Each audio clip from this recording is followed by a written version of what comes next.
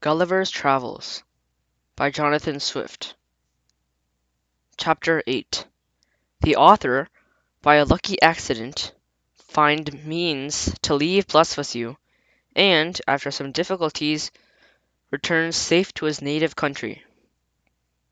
3 days after my arrival, walking out of curiosity to the northeast coast of the island, I observed, about half a league off in the sea, somewhat that looked like a boat overturned. I pulled off my shoes and stockings. In wading 200 or 300 yards, I found the object to approach nearer by force of the tide, and then plainly saw it to be a real boat, which I suppose might, by some tempest, have driven from a ship. Whereupon I returned immediately towards the city, and desired his Imperial Majesty to lend me 20 of the tallest vessels he had, after the loss of his fleet, and 3,000 seamen under the command of the Vice-Admiral. This fleet sailed round, while I went back the shortest way to the coast, where I first discovered the boat. I found the tide had driven it nearer. The seamen were all provided with cordage, and when I had beforehand twisted to a sufficient strength, when the ships came up, I stripped myself, waded till I came within 100 yards of the boat, after which I was forced to swim till I got up to it. The seamen threw me the end of the cord, which I fastened to a hole in the fore part of the boat, and the other end to the man of war. But I found all my labour to little purpose, for being out of my depth, I was not able to work. In this necessity, I was forced to swim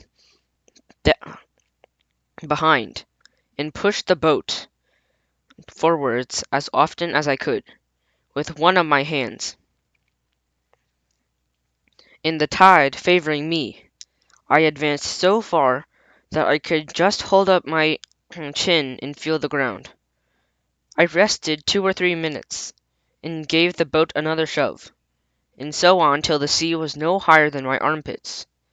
And now, the laborious part being over, I took out my other cables, which were stowed in one of the ships, and fastening them to the first of the boat, and then 9 of the vessels which attended me, the wind being favourable, the seamen towed, and I shoved till we arrived within 40 yards of the shore, and waiting till the tide was out, I got dry to the boat, by assistance of 2,000 men, with ropes and engines.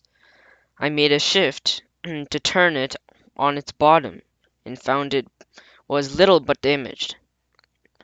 I shall not trouble the reader with difficulties I was under by the help of certain paddles, which costed me 10 days making, to get my boat to the royal port of Blefuscu, where a mighty concourse of people appeared upon my arrival, full of wonder at the sight of so prodigious a vessel.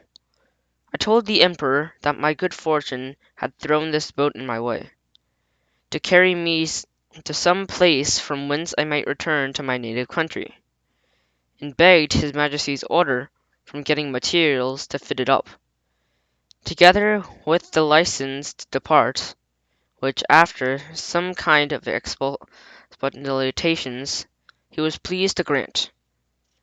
I did very much wonder, in all this time, not to have heard of any express relating me to our emperor to the court of Blefuscu, but I was afterwards given privately to understand, that his Imperial Majesty, never imagining I had the least notice of his designs, believed I was only gone to Blefuscu in my performance of my promise, according to the license he had given me, which was well known at our court, and would return in a few days, when that ceremony had ended. But he was at last in pain of my long absence, and, after consulting with the treasurer and the rest of the cabal, a person of equality was dispatched with a copy of the articles against me. This envoy had instructions to represent to the monarch of Blefuscu a great lenity of his master, who was content to punish me no further than the loss of my eyes, that I had fled from justice, and if I did not return in 2 hours, I should be deprived of my title of Nardak, and declared a traitor. The envoy further added that, in order to maintain peace and amity between both empires, his master expected that his brother of Blefuscu would give orders to have me sent back to Lilliput, bound hand and foot, to be punished as a traitor. The Emperor of Blefuscu had taken 3 days to consult and return an answer, consisting of many civilities and excuses. He said that as for sending me bound, his brother knew it was impossible, that although I had deprived him of his fleet, yet he owed great obligations to me for many good offices I had done for him in making the peace.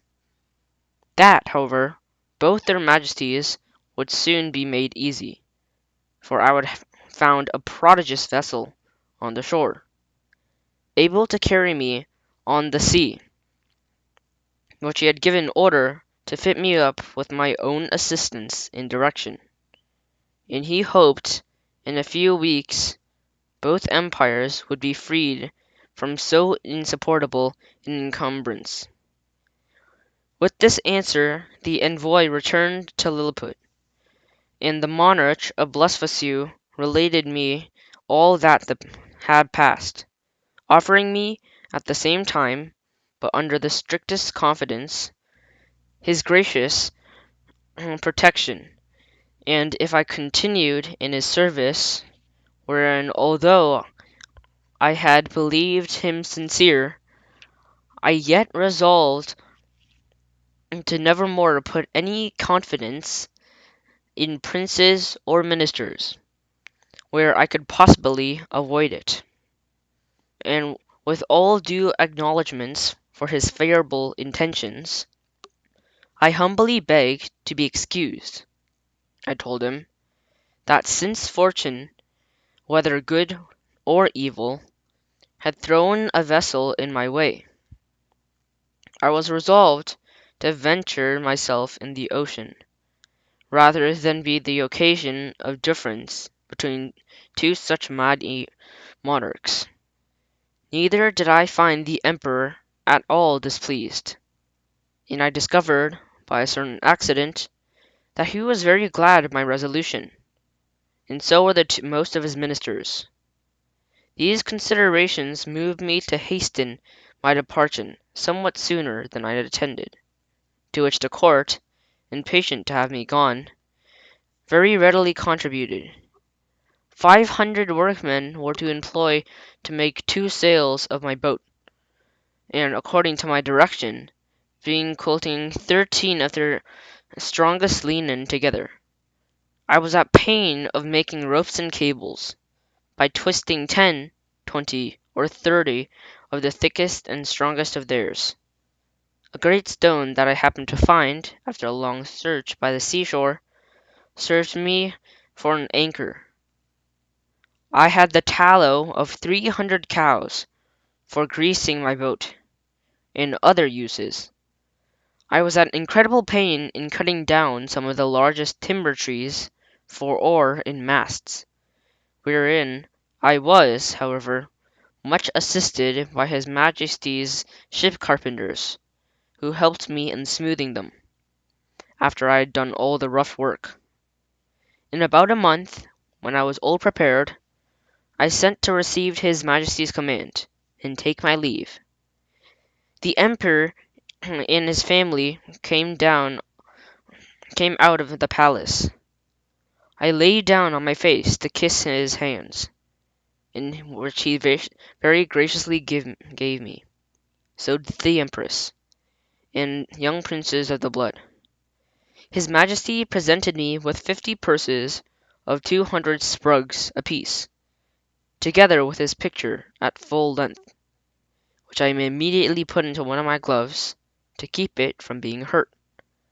The ceremonies at my departure were too many to trouble the reader with at this time. I stored the boat with the carcasses of 100 oxen and 300 sheep, with bread and drinks proportionable, and as much meat ready dressed as 400 cooks could provide. I took with me 6 cows and 2 bulls alive, with as many ewes and rams, intended to carry them to my own country, and propagate the breed, and to feed them on board. I had a good bundle of hay and a bag of corn. I would gladly have taken a dozen of the natives, but this was a thing the Emperor would by no means permit, besides a diligent search into my pockets. His Majesty engaged my honour not to carry away any of his subjects, although with their own consent and desire. Having thus prepared all the things as well as I was able, I set sail on the 24th day of September, 1701, at 6 in the morning. When I had gone about 4 leagues to the northward, the wind being at southeast, at 6 in the evening, I descried a small island about half a league of the northwest. I advanced forward, and the cast anchor of the lee side of the island, which seemed to be uninhabited. I then took some refreshment, and went to my rest.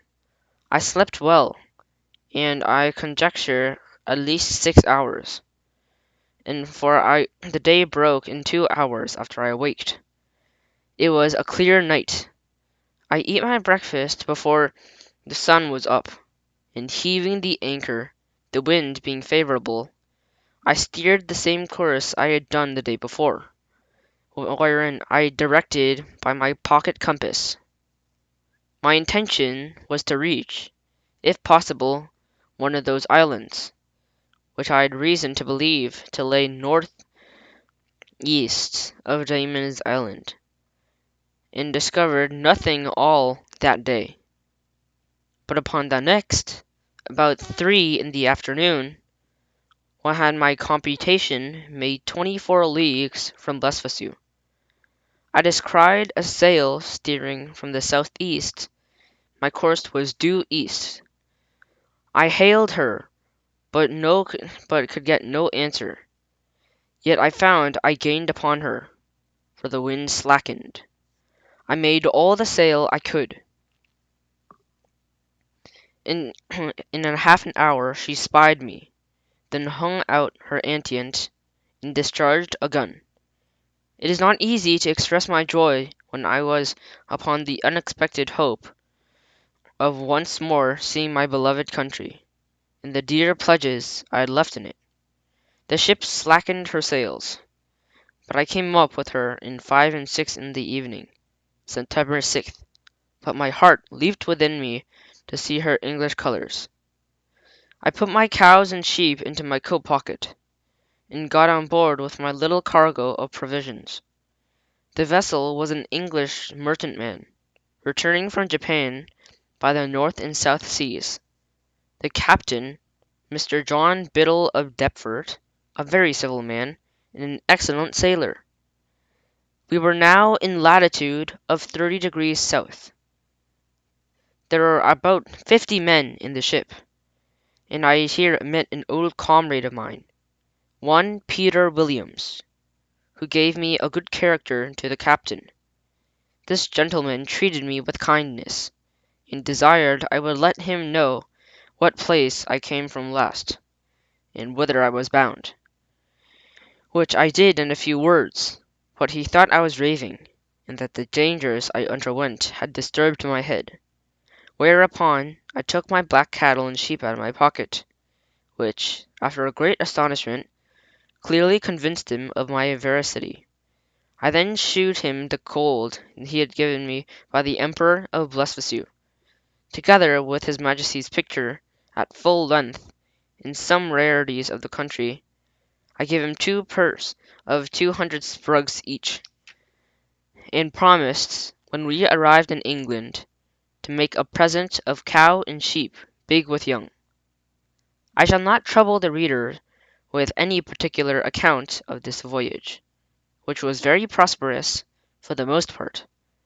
We arrived in the Downs on 13th of April, 1702.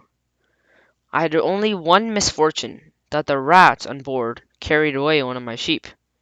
I found her bones in a hole, picked clean from the flesh, and the rest of my cattle I got safe on shore, setting them a grazing in a bowling green at Greenwich, where the finest of the grass made them feed very heartily, though I had always feared the contrary. Neither could I possibly have preserved them in so long a voyage, if the captain had not allowed me some of his best biscuits, which I rubbed to the powder, mingled with water, which was their constant food.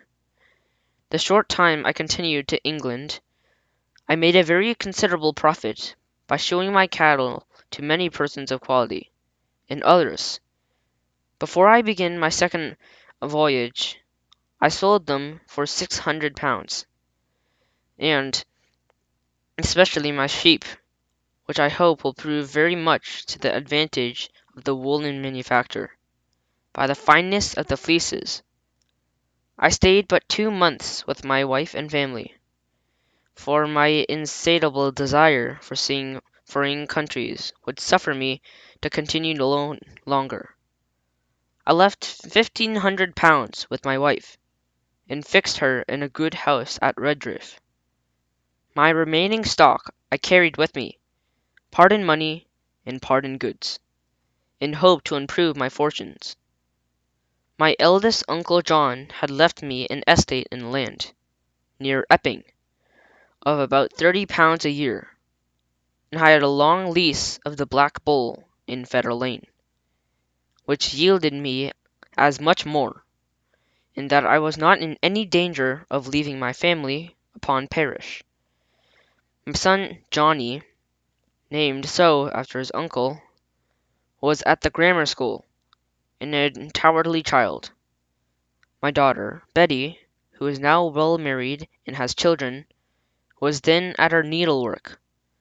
I took the leave of my wife and a boy and a girl, with tears on both sides, went aboard the Adventure, a merchant ship of 300 tons, bound for Surat.